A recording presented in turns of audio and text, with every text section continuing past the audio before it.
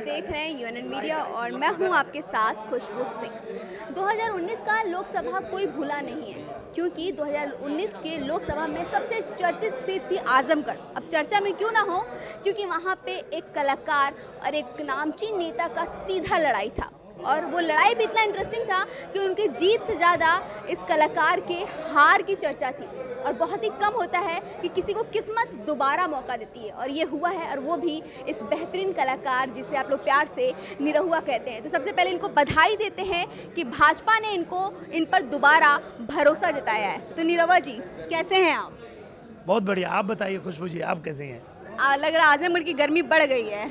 हाँ, बहुत बढ़ गई है और बढ़नी भी चाहिए, क्योंकि जिस तरह की लड़ाई है तो ऐसे में गर्मी तो बढ़ना था ही, और गर्मी बढ़ गई है।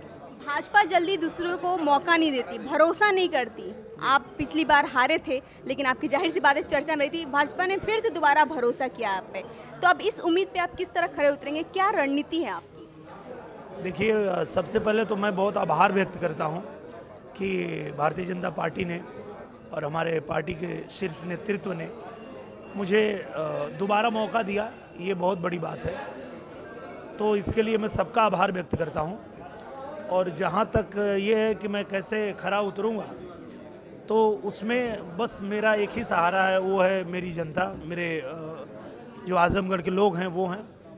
और कहीं ना कहीं उन लोगों ने ही मुझे दोबारा यहाँ पे लड़ने के लिए कहा भी, तो मैं लड़ रहा हूँ। क्योंकि चुनाव से पहले जब हम लोग आए यहाँ का माहौल जानने के लिए कि यहाँ का संगठन क्या चाहता है, यहाँ के लोग क्या चाहते हैं, तो सबका मन यही था कि मैं एक बार फिर से आऊँ, तो पार्टी ने मुझे दोबारा भेजा है। वैसे तो ये बहुत ही अच्छी बात है कि आपको दोबारा मौका मिला है, लेकिन ये मन में अफसोस नहीं हुआ कि भाई जीत भी गया तो सिर्फ 2 साल ही मिलेंगे? नहीं, वो बात ही नहीं है। जीतने हारने के लिए मैं लड़ता ही नहीं हूँ। देखिए क्या है कि जब अभिमन्यु की हत्या हो गई, अभिमन्यु जब मारा गया, तो द्रौपदी जी ने गुस्सा करते हुए कृष्ण भगवान से कहा कि सखा, तुमने मेरे पुत्र को विजयी भव नहीं कहा, तुमने मेरे पुत्र को यशस्वी भव कहा। देखो मेरा बच्चा मारा गया। तो कृष्ण जी ने कहा कि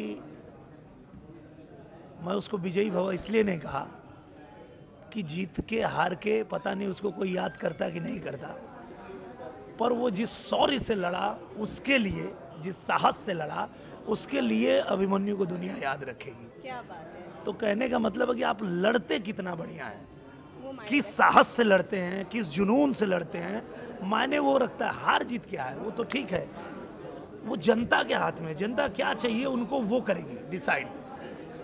वो डिसाइड करेगी कि हमको भारतीय जनता पार्टी के साथ में जाना है या हमको फिर से विपक्ष में ही रहना है।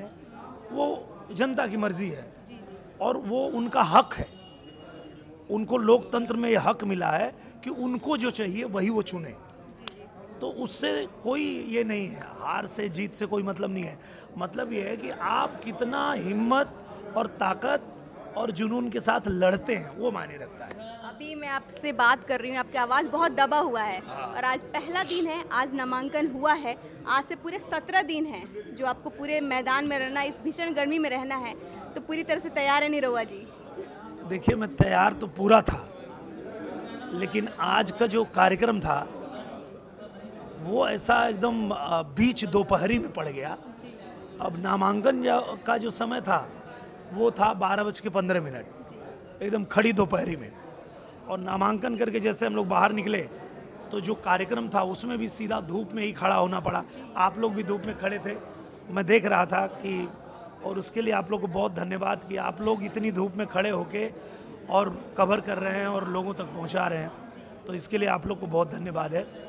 तो आप सब लोग धूप में खड़े थे, मैं भी धूप में खड़ा था। और उसके बाद इतनी गर्मी के बाद जब यहाँ आए, थोड़ा शरीर ठंडा हुआ, एक गिलास पानी पिए तो बैठ गया।